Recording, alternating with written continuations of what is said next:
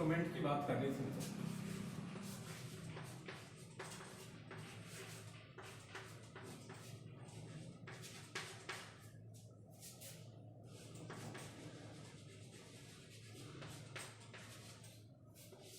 ये जो optical instrument, optical instrument में एक तो हमको माइक्रोस्कोप पढ़ना,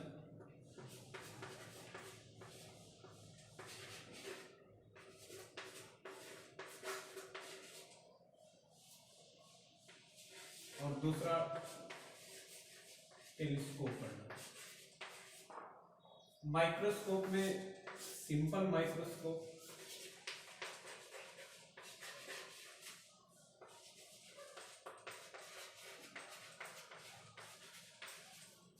और कंपाउंड माइक्रोस्कोप।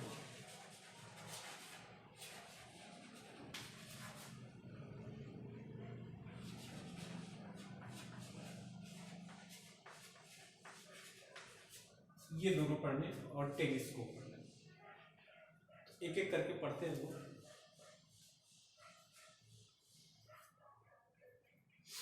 सबसे पहले सिंपल माइक्रोस्कोप।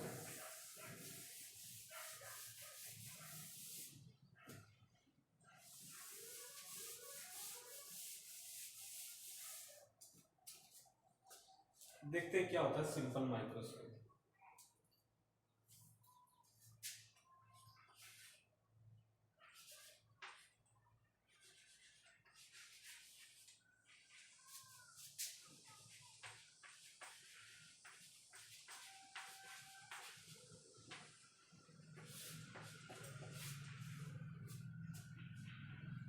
अगर यहां से हम माइक्रोस्कोप की बात करें तो माइक्रो का मतलब होता है स्मॉल चीज, बहुत छोटी सी चीज, और स्कोपिक का मतलब होता है दर्शन, देखना हमको। तो जब छोटी चीज को देखने के लिए जो इंस्ट्रूमेंट लेते हैं उसे हम माइक्रोस्कोप कहते हैं। जैसे टेलीस्कोप और माइक्रोस्कोप में बेसिक डिफरेंस यही है कि टेली का मतलब होता है दूर, और स्कोप का मतलब दर्शन करें, उनको देखें। तो दूर की चीजों का दर्शन कर देखना होता है जो हम नंगे आंख से नहीं देख सकते हैं। तो उसके लिए जो हम यूज करते हैं उसे टेलीस्कोप कहते हैं। और माइक्रोस्कोप होता है जो छोटी चीजों को सूक्ष्म। एक्चुअल में क्या होता है कि हमारी जो आई है, इस आई की एक लिमिट है कि एक लिमिटेड डिस्टेंस तक, हम कहते जरूर नहीं कि इन्फिनिटी तक चीजों को देख सकती है, लेकिन एक लिमिटेड डिस्टेंस तक ही चीजों को देख सकती है, और एक लिमिटेड साइज की ही चीजों को देख सकती है। अगर उस साइज से छोटी चीजें हैं तो और एक लिमिटेड फ्रीक्वेंसी की चीज कोई फ्रीक्वेंसी की इवेंट कोई वॉच कर सकती है। तो ये तीन बातें कि आपको ध्यान रखनी है कि एक लिमिटेड साइज और एक लिमिटेड डिस्टेंस और इनके साथ साथ एक लिमिटेड फ्रीक्वेंसी की इवेंट को हमारी आंख जो होती है वो सेंसिटिव होती है, वहां तक उनको क्लियर क्या कर सकती है, देख सकती है। जैसे अगर ये दो लाइनें खींची हुई हैं तो इन लाइनों के बीच में डिफरेंस है, ये हमको दिख रहा है। लेकिन अगर ये और क्लोज कर दी जाए, बहुत क्लोज कर दी जाए, तो एक लेवल के बाद अगर क्लोजनेस ज्यादा बढ़ जाएगी तो हमको लगेगी कि एक सिंगल लाइन है। तो एक लेवल के बाद फिर हम क्या नहीं कर सकते, उनमें डिफरेंशिएट नहीं कर सकते, उनको डिटेक्ट नहीं कर पाते। तो हम क्या करते हैं, कुछ ऐसे भी इंस्ट्रूमेंट होते हैं जिनकी मदद से हम उनको कर सकते हैं। वो जो कंसेप्ट है वो इन पे बेस्ड है कि जो विजुअल एंगल होता है उस विजुअल एंगल को हम बढ़ा लेते हैं। तो विजुअल एंगल को कैसे बढ़ाते हैं, तो पहले ये समझते हैं कि विजुअल एंगल होता क्या है। What is the visual angle?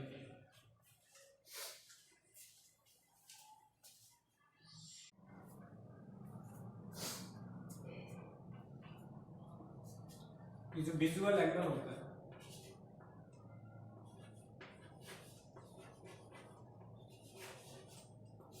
ये, जैसे ये h हाइट का एक ऑब्जेक्ट है और ये हमारे आंख का लेंस है, इस तरीके से। तो ये जब यहां पर इस आई पर आके पड़ता है ये, तो यहां से ये एंगल जो बनता है ये थीटा है अल्फा, अगर इसकी हाइट h है, और ये यहां से हम इसको क्लियरली सबसे क्लियर यहां से देख लेते हैं, जिस डिस्टेंस से उस डिस्टेंस को यहां से हम d मान लेते हैं, यहां तक की चीज हमको एकदम सबसे ज्यादा क्लियर दिखती है। तो इसको हम डिस्टिंक्ट विजन की डिस्टेंस कहते हैं, मैक्सिमम डिस्टिंक्ट विजन यहां पर होता है, और ये हाइट इसकी h है। तो ये जो एंगल होगा थीटा, इसी को हम विजुअल एंगल कहते हैं, ये h/d होता है, ऑलमोस्ट इसके इक्वल होता है। आप जानते हैं, मैंने बताया था कि स्मॉल एंगल के लिए वैसे तो tan theta perpendicular upon base होता है, h/d होगा, लेकिन थीटा को अगर हम स्मॉल लेते हैं, ये जंक्शन मैंने इस पूरे ऑप्टिक्स के दौरान बताए, तो थीटा स्मॉल होगा, तो tan थीटा मैंने बताया कि ये ऑलमोस्ट थीटा के इक्वल होगा, देन थीटा को हम h/d लिख सकते हैं। तो ये विजुअल एंगल है कब, अब ये दोनों सिचुएशन में घटता है, विजुअल एंगल दोनों सिचुएशन में घटता है। अगर ये जो डिस्टेंस है ऑब्जेक्ट की, ये फार्थेस्ट होती जाए, यहां से दूर होती जाए और अवे जाती जाए, उन केस में भी विजुअल एंगल घटता है। जैसे आप देखेंगे तो ये आंख है, और अगर हम इसको क्या करते हैं, सेम हाइट के ऑब्जेक्ट को यहां पर रखते हैं, तो आप देखेंगे कि ये एंगल क्या करेगा, और कम हो जाएगा। जैसे इसी हाइट के ऑब्जेक्ट को हमने यहां रख दिया अगर, तो आप देखेंगे कि ये एंगल इससे कम होता जाएगा, और जैसे जैसे इसकी डिस्टेंस को हम दूर लेते जाएंगे, ऐसी सिचुएशन में ये ऑब्जेक्ट की क्या करेगा, एंगल कम करता जाएगा, आंख पे जो विजुअल एंगल बनेगा वो कम बनता जाएगा। और जब एंगल कम बनता जाएगा तो हमारी जो डिस्टेंस विजन है, जो हमारी विजन है, वो हम एक ऐसा भी टाइम आएगा कि एक ऐसे डिस्टेंस के बाद हमको दिखाई देना या क्लियर दिखाई देना बंद कर देगा। दूसरी सिचुएशन क्या है कि अगर इसकी हम साइज को छोटा करते जाए, जैसे ये अब इतनी साइज का था तो ये एंगल बन रहा था, और अगर हमने इसकी साइज को सेम डिस्टेंस में छोटी कर दी, इसका साइज ये कर दिए, तो आप देखेंगे कि इसका एंगल उस सिचुएशन में भी घटेगा। एक पर्टिकुलर एंगल के, एक पर्टिकुलर साइज के बाद इसका एंगल इतना छोटा हो जाएगा कि हमको ये क्लियरली क्या नहीं होगा, विजिबल नहीं होगा, क्लियर तरीके से इसको हम देख नहीं सकते। तो इन दोनों सिचुएशन में हम क्या करते हैं, कुछ ऐसी टेक्निक और कुछ ऐसे इंस्ट्रूमेंट यूज करते हैं जो हमारे विजुअल एंगल को बढ़ा दे। और विजुअल एंगल को बढ़ाने का तरीका यही है कि वो उस इंस्ट्रूमेंट की वजह से एक ऐसा ऑब्जेक्ट बने जो साइज में इतना बड़ा हो कि उसकी वजह से हमारे आंख पे जो रेज आई उनका विजुअल एंगल थोड़ा हमारे उस रेंज में आ जाए जिसमें हम क्लियरली देख पाते हैं। तो फिर क्या करेंगे, हम उस मैन्यूट चीज को भी देख पाएंगे जिसको बिना इंस्ट्रूमेंट की मदद से नहीं देख सकते, पहली चीज। और दूसरी चीज, उतनी दूर की डिस्टेंस को हम नहीं देख पाते हैं, तो हम इंस्ट्रूमेंट की हेल्प से क्या कर सकते हैं, दूर की भी चीजों को देख सकते हैं by increasing the visual angle with the help of the instrument. तो यहां से उन इंस्ट्रूमेंट के बारे में बात करनी है, और दोनों इंस्ट्रूमेंट आपके लेवल पे हैं, एक माइक्रोस्कोप भी है, दूसरा टेलीस्कोप भी है। तो माइक्रोस्कोप का मतलब होगा कि वो चीज जो इस वजह से हमको नहीं दिखाई देती कि विजुअल एंगल छोटा हुआ है साइज की वजह से, और टेलीस्कोप में हम उन चीजों की बात करेंगे कि हमको जो चीजें नहीं दिख रही थी क्लियरली, उनका रीजन ये था कि विजुअल एंगल जो छोटा हुआ था वो दूर जाने की वजह से हुआ था। तो सबसे पहले माइक्रोस्कोप की बात करेंगे तो वहां साइज की वजह से ऐसा होता है। तो हम ऐसे इंस्ट्रूमेंट को लेंगे जो क्या करें, साइज एनहांस करें, जिसकी वजह से क्या कर सके, एक बड़ा विजुअल एंगल बन सके, और जो हमारे आंख के प्रोपोर्शन का हो, जिसकी वजह से हमको क्लियरली वो चीज विजुअलाइज हो।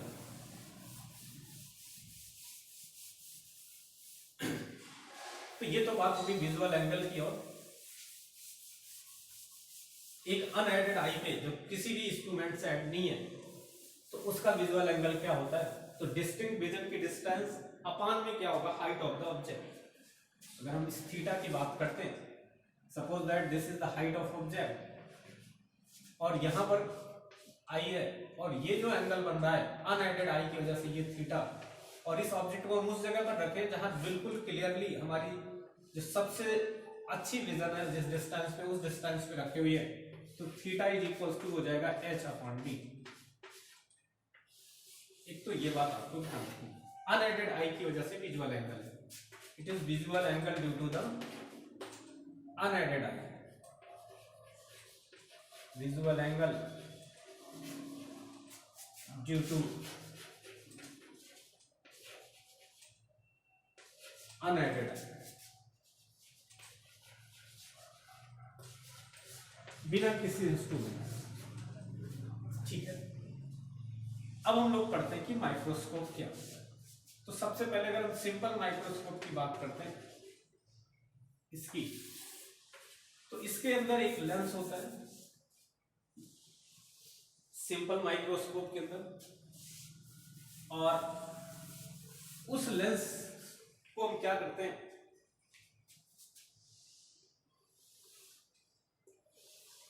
ये अब इस लेंस की हेल्प से हम क्या करते हैं, छोटे ऑब्जेक्ट को देखने की कोशिश करते हैं। तो ऑब्जेक्ट को हम डायरेक्ट आंख से न देख करके इस लेंस के हेल्प से देखते हैं कि जो रेज आएंगी वो लेंस से होती हुई जाएंगी, हमारी आंख पे पड़ेंगी, तब क्या इफेक्ट पड़ेगा। जैसे इसकी फोकल लेंथ क्या है, f है, सपोज दैट इसका फोकल लेंथ क्या है, f है, ये 2f है, ये मैंने आपको पहले बताया लेंस में जब रिफ्लेक्शन थ्रू लेंस पढ़ा रहे थे। अगर हम क्या करते हैं कि इसके यहां पर कोई ऑब्जेक्ट उस जगह पर रख दें जो डिस्टेंस हो ऑप्टिकल सेंटर और पोल के बीच में, तो हमने बताया था कि ऐसी सिचुएशन में जो इमेज बनती है वो लार्ज बनती है और इरेक्ट बनती है, सीधी इमेज बनती है और वर्चुअल बनती है और in front of the lens बनती है, ये आपको बताया था। और तरीका ये बताया था, अगर इनसे पैरेलल रेज चलेंगी after reflection go through the focus, और अगर ऑप्टिकल सेंटर से जाएंगी तो go undeviated and these rays will not be meet again in this direction, then ये क्या होंगी, इनको अगर हम पीछे मिलाते हैं तो ये यहां पर मिलती हुई प्रतीत होंगी, ऐसा मालूम होगा कि यहां पर कहीं पर ये appear to the meet at this point, तो यहां पर कहीं इमेज बनेगी। तो सबसे इंपॉर्टेंट बात ये कि ये इमेज जो होती है ये इनलार्ज होती है, it's size greater than the size of the object, तो ये इनलार्ज होगी पहली चीज। दूसरी इरेक्ट होगी ये इमेज, ये भी बताया आपको, इनलार्ज होगी, इरेक्ट होगी और वर्चुअल होगी, आभासी वर्चुअल इमेज होगी। तो इसकी वजह से जो इमेज बनेगी इंस्ट्रूमेंट की वजह से वो साइज में थोड़ा बढ़ जाएगी, और जब साइज में बढ़ जाएगी तो विजुअल एंगल क्या हो जाएगा, बढ़ जाएगा, और जब विजुअल एंगल बढ़ जाएगा तो पहले जिस इतनी बड़ी हाइट के ऑब्जेक्ट को देखने के लिए ये एंगल बन रहा था, अब आप देखेंगे कि इसको देखने के लिए जो विजुअल एंगल क्रिएट होगा वो क्या होगा, बड़ा विजुअल एंगल बनेगा। तो इससे क्या हो जाएगा, ये इस ऑब्जेक्ट को इसने मैग्नीफाई कर दिया इस लेंस ने, और इस मैग्निफिकेशन की वजह से हमको ये चीज दिखाई देने लगी।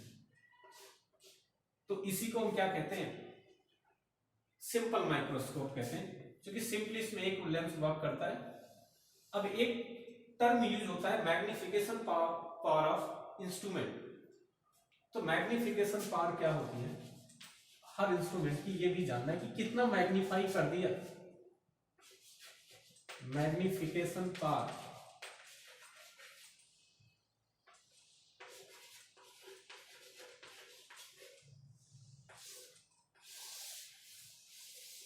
इस मैग्निफिकेशन पावर को हम m से रिप्रेजेंट करते हैं, स्मॉल m से।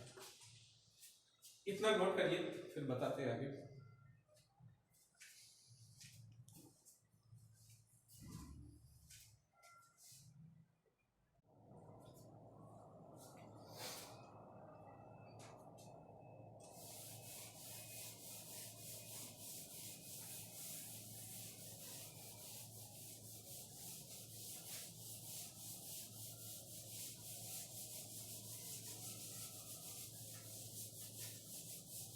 मैग्निफिकेशन पावर किसी भी इंस्ट्रूमेंट की अगर हमको बतानी है तो ये होती है MP, magnification power is equal to visual angle with the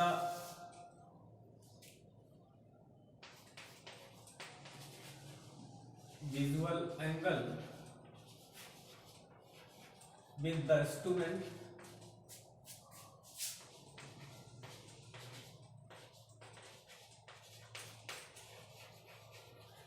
instrument upon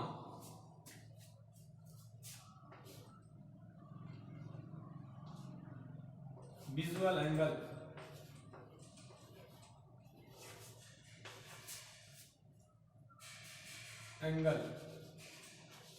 for unaided eye.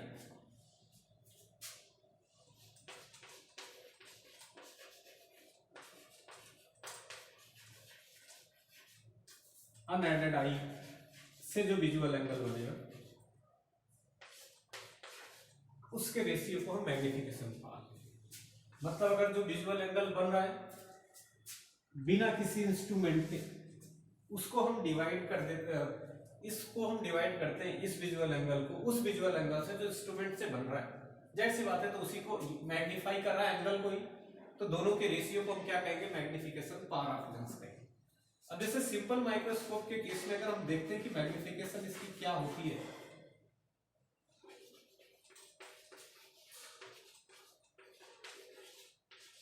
तो सिंपल माइक्रोस्कोप के केस में ये जैसे लेंस है तो हमने आपको ये बताया कि ये इसका फोकस, ये यहां से 2f डिस्टेंस, ये इधर फोकस, ये 2f डिस्टेंस, और ये फोकस और ऑप्टिकल सेंटर के बीच में रखी हुई ऑब्जेक्ट की जो इमेज बन रही है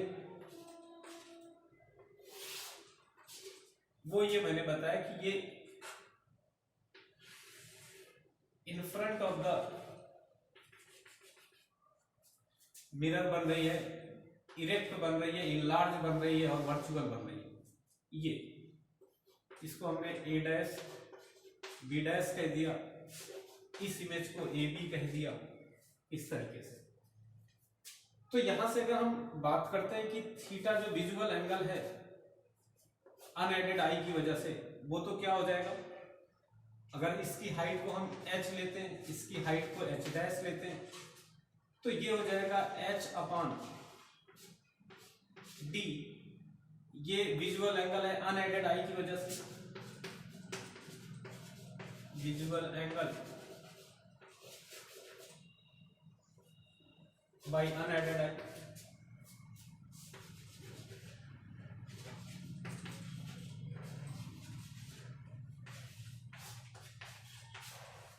अनएडेड आई की वजह से। और अगर हम इसको थीटा डैश कहें, वो विजुअल एंगल जो इंस्ट्रूमेंट से बनेगा, तो ये विजुअल एंगल तो बीटा होगा। अगर इसको हम बीटा से रिप्रेजेंट करें इस तरीके से, तो यहां से इसकी इमेज अगर ये v है, ये, तो अब की बार ये जो विजुअल एंगल बनेगा ये बीटा, अगर इसकी वैल्यू यहां से हमको निकालनी हो तो बीटा क्या हो जाएगा, ये h डैश अपान में b हो जाएगा। इतना लिखिए, लिखिए जल्दी से।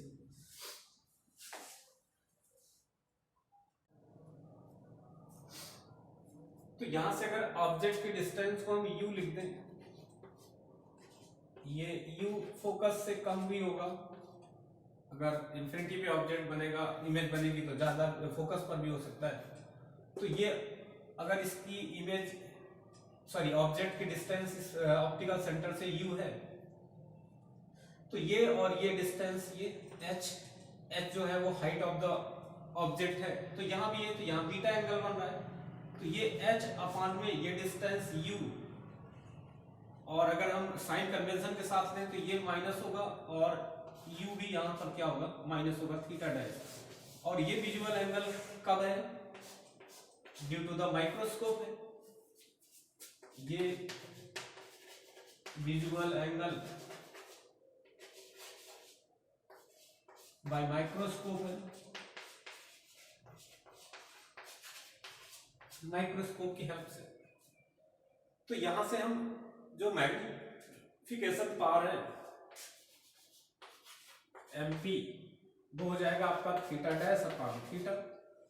तो यहां से मैग्निफिकेशन पावर को हम क्या लिख सकते हैं, थीटा डैश का मतलब H upon minus you upon H upon D. तो H से H कैंसिल हो जाएगा और ये माइनस में ये भी होगा, H upon minus D, minus से माइनस कैंसिल होगा तो मैग्निफिकेशन पावर जो आएगी ये आ जाएगी आपकी D by you. It is the magnification power D by you.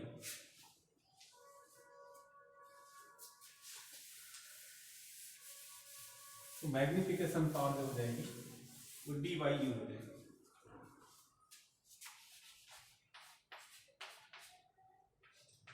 D by you.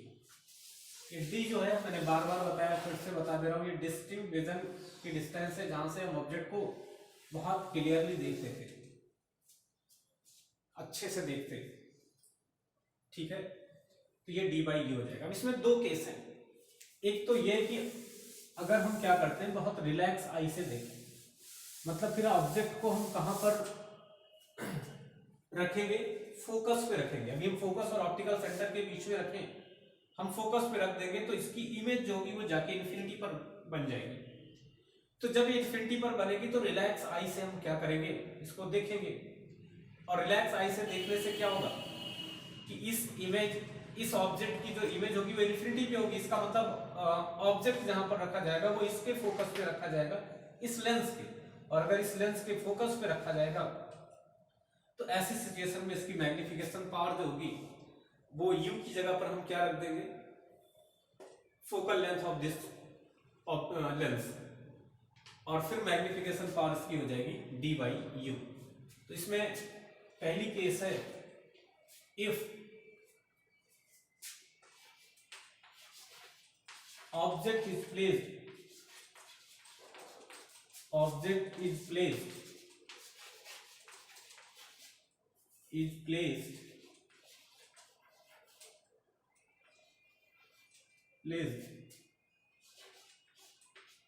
at F, या हम ये कह सकते हैं कि इमेज जो बनेगी वो इन्फिनिटी पर बनेगी। Image is formed at infinity,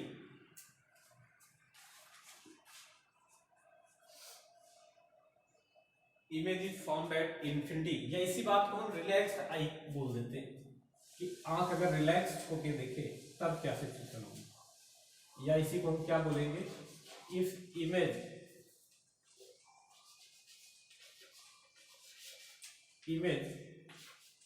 is formed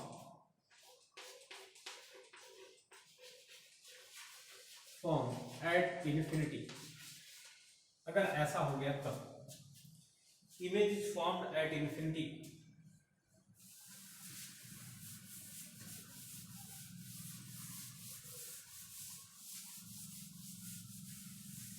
अगर इमेज इन्फिनिटी पर बनेगी तो फिर हम लेंस फॉर्मूले से ये देख सकते हैं कि 1 upon b minus 1 upon u is equal to 1 by f. तो इमेज अगर इन्फिनिटी पे बनेगी तो ऑब्जेक्ट कहां पर होगा, यू। जाहिर सी बात है अगर हम यू की वैल्यू को देखना चाहें यहां से क्या होगा तो माइनस यू को यही रहने देते हैं, तो ये 1 बाई एफ हो जाएगा। तो यहां से आपको पता पड़ रहा होगा कि ये 1 अपान इन्फिनिटी जो होगी 0 हो जाएगी, और ये माइनस माइनस प्लस, तो 1 अपान यू हो जाएगा 1 अपान एफ पे, मतलब एफ क्या हो जाएगा, यू हो जाएगा, या यू एफ हो जाएगा। मतलब फिर हमको क्या करना पड़ेगा, अगर इमेज को इन्फिनिटी पर बना रहे हैं, if image is at infinity then object will be placed at the, then object will be placed at the, तो ऑब्जेक्ट कहां पर होगा, फोकस पर। u इज इक्वल टू क्या हो जाएगा, f हो जाएगा। ऐसी सिचुएशन में जो मैग्निफिकेशन पावर आएगी वो क्या आएगी, वो हो जाएगी डी अपॉन यू की जगह क्या लिख देंगे हम, एफ। तो आपसे अगर सिंपल माइक्रोस्कोप की मैग्निफिकेशन पावर पूछे फॉर रिलैक्स्ड आई, इस कंडीशन को और क्या बोलते हैं, और for relaxed eye, for relaxed eye, जब इन्फिनिटी पर इमेज होगी तो आंख क्या होती है, रिलैक्स्ड कंडीशन में होती है। तो ऐसी सिचुएशन में magnification power of the simple microscope हो जाएगा डी बाई एफ। क्लियर। और दूसरी सिचुएशन ये है कि अगर ये डिस्टिंक्ट विजन पे बने, ऐसे डिस्टेंस पे इमेज बने, इन्फिनिटी पर ना बने, ऐसी जगह पर बने जहां से बहुत अच्छे से क्लियरिटी हो, डी पर बने, तब क्या करेंगे, इसको जल्दी से नोट करिए।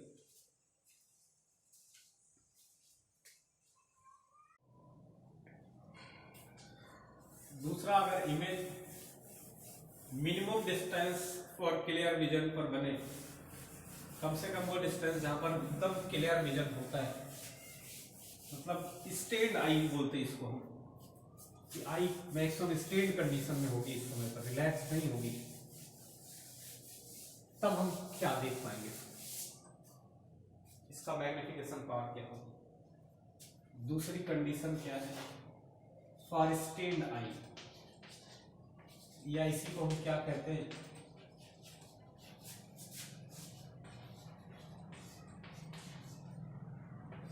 या इसी को हम ये बोल देंगे, if image is formed,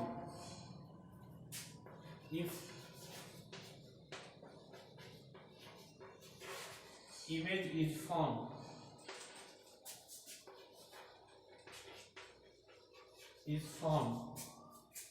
at minimum distance, at minimum distance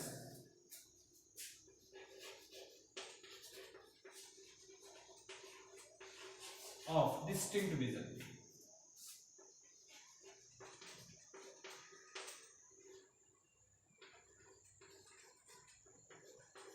वो मिनिमम डिस्टेंस जहां से क्लियर विजन होता है, डिस्टिंक्ट विजन होता है, इसे स्टेन्ड आई भी कहते हैं।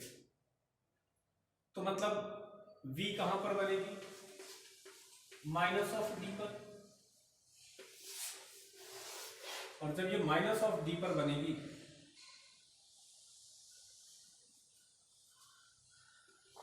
तो इस सिचुएशन में हम अगर लेंस मार्कर फॉर्म ये लगाते हैं 1/b minus 1/u, lens formula 1/f, तो यहाँ पर ये 1 माइनस ऑफ डी होगा, माइनस 1 माइनस u हो जाएगा, it is equal to 1/f,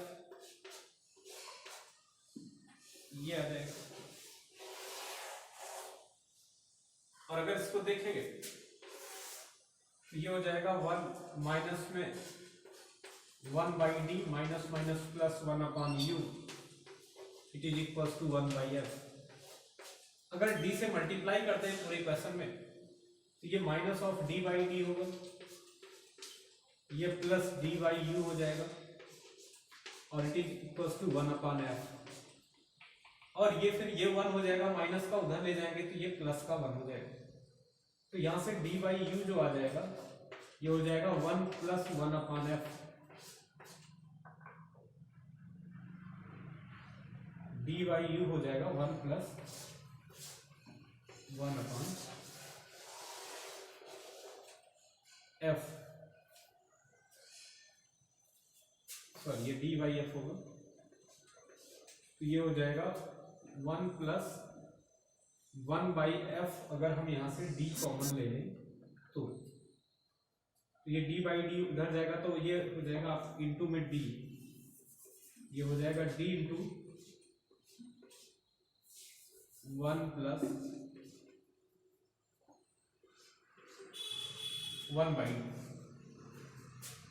d into 1 plus 1/f, ये और यही d/f u को अपने मैग्निफिकेशन पावर का है, तो यहां से मैग्निफिकेशन पावर क्या हो जाएगी, d/u या d इंटू 1 प्लस 1/f। इस केस में नोट कर लीजिए इसको।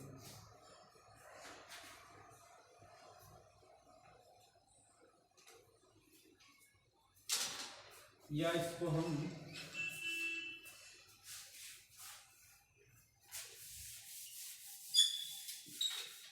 सॉल्व करते हैं तो ये हो जाएगा आपका, ये उधर जाएगा तो प्लस में 1 हो जाएगा, तो ये डी बाई यू को सीधे ये लिख दो, ये हो जाएगा 1 प्लस डी बाई एस, सबसे सिंपल ये, और यही मैग्निफिकेशन पावर हो जाएगी, मैग्निफिकेशन पावर हो जाएगी 1 प्लस डी अपान एफ, ये डी है 1 प्लस डी बाई एफ। ये आपका सिंपल माइक्रोस्कोप कंप्लीट हो गया। इसके बाद अब हम लोग क्या करेंगे, बिल्कुल सिमिलरली कंपाउंड माइक्रोस्कोप पढ़ते हैं, और जब कंपाउंड माइक्रोस्कोप पढ़ेंगे तब भी ये दोनों कंडीशन पढ़ेंगे, एक बार रिलैक्स आई से जब इमेज इन्फिनिटी पर बनेगी, और एक बार स्टेट आई से जब इमेज कहां पर बनेगी, मिनिमम डिस्टेंट विजन पर बनेगी, मिनिमम डिस्टेंस जहां पर डिस्टिंक्ट विजन होगा वहां पर बनेगी, तब क्या कंडीशन होगी, ये दोनों पढ़ेंगे। नोट करिए इसको जल्दी।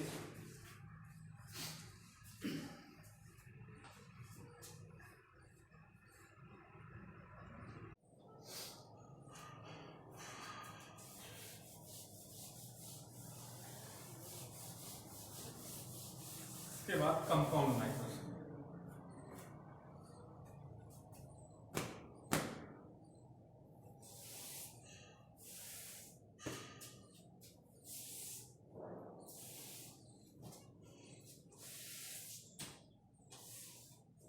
कंपाउंड माइक्रोस्कोप क्या है?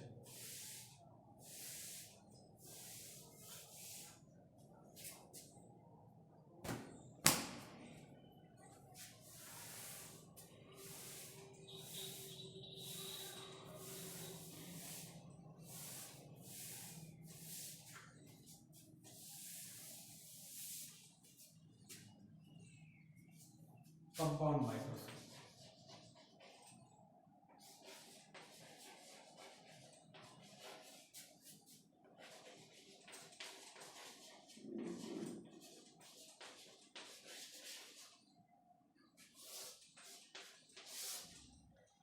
कंपाउंड माइक्रोस्कोप इसमें हम दो लेंस यूज करते हैं। एक लेंस सीधे ऑब्जेक्ट के पास रखते हैं और उस लेंस की साइज को, मतलब फोकल लेंथ को कम लेते हैं, मतलब छोटा लेंस लेते हैं, उसे ऑब्जेक्ट पीस कहते हैं। और दूसरा एक बड़े साइज का लेंस वो आंख के पास रखते हैं, जिसको हम आई पीस कहते हैं, और एक ट्यूब से दोनों को कनेक्ट करते हैं।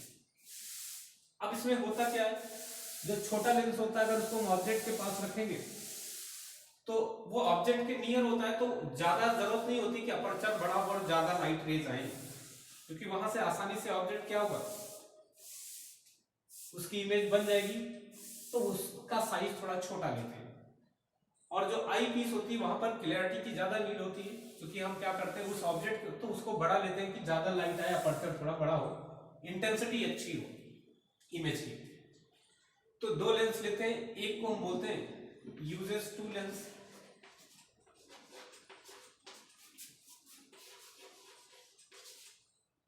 एक को बोलते हैं ऑब्जेक्टिव लेंस,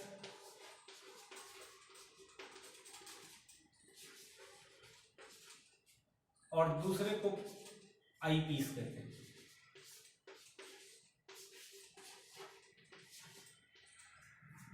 आई पीस। अब इसमें जो है, जो ऑब्जेक्टिव लेंस होता है वो स्मॉलर वेवलेंथ का होता है। Objective lens have smaller wavelength,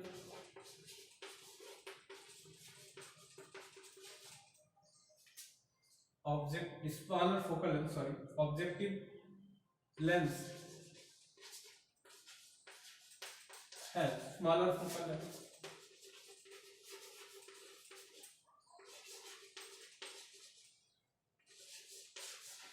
इसकी फोकल लेंथ छोटी होती है compared to the eye piece.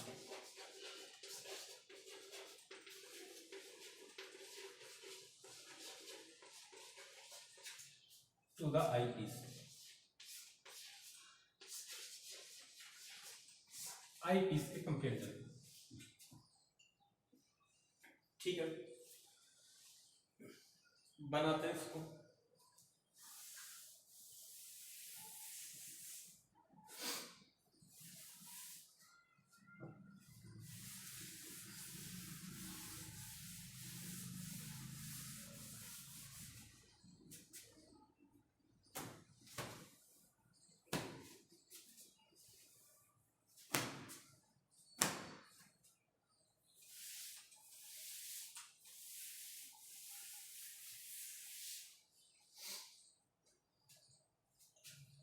तो ये जैसे एक लाइन है,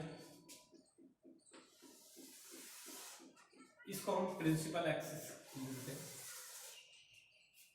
यहां पर एक लेंस रखते हैं और यहां पर एक लेंस बड़ा रखते हैं। ये अब करते क्या है, एडजस्टमेंट क्या होता है इनका। ये जो ट्यूब होती है इसको, जिससे ये कनेक्ट होते हैं छोटे और बड़े लेंस, जिसको हम ऑब्जेक्टिव और आई पीस कहते हैं, ये एडजस्टेबल होती है। मतलब इसकी डिस्टेंस इससे कम ज्यादा करी जा सकती है। क्यों ऐसा करते हैं भी आगे बताते हैं, इसका रीजन है। ऐसा करने के पीछे कुछ रीजन है। उसका रीजन ये है कि जब हम इनको एडजस्ट कर पाएंगे इनके डिस्टेंस को, तो होता ये कि जैसे अगर हमने क्या करा, मान लेते ये इसका फोकल लेंथ एफ है, यहां से ये 2f डिस्टेंस है ये, तो यहां भी इसका फोकस होगा, 2f डिस्टेंस होगी, और इसकी अपनी एक फोकल लेंथ होगी इस तरीके से बड़े लेंस की। इसे हम ऑब्जेक्टिव लेंस कहेंगे।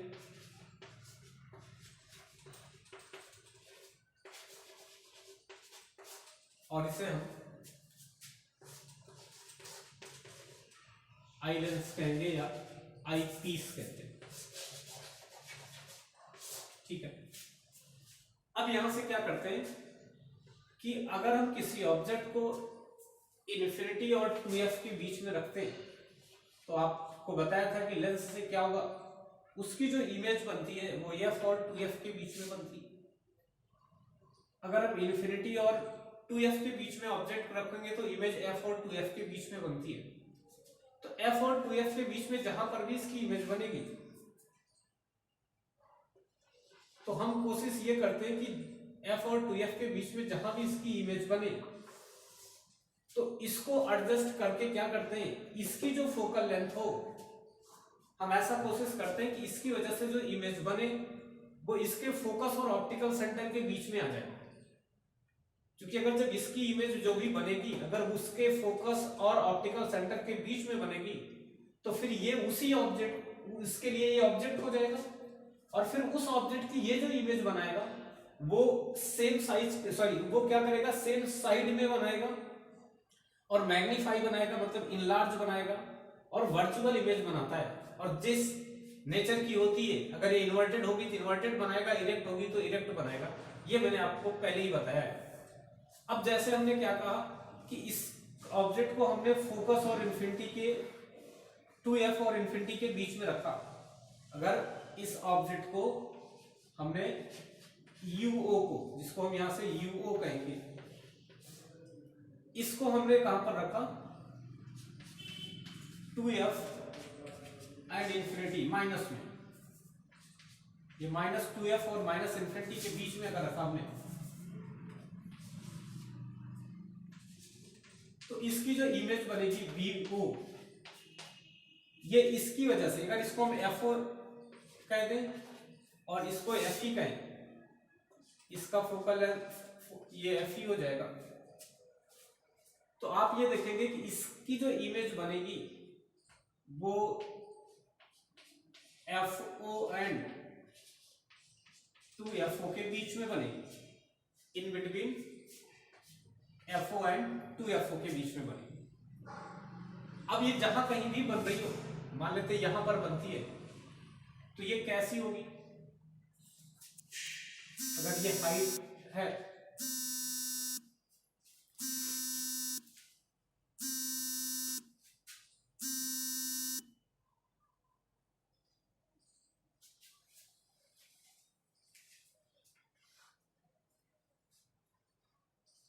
ये हाइट है, ठीक है, इतना कर लीजिए। फिर नेक्स्ट टर्म पे इसके आगे हम बताते हैं, इसमें भी एक टर्म लग जाएगा। नेक्स्ट टर्म पे ये खत्म हो जाएगा ये चैप्टर, फिर लोग अगला चैप्टर शुरू करेंगे वेव ऑप्टिक्स।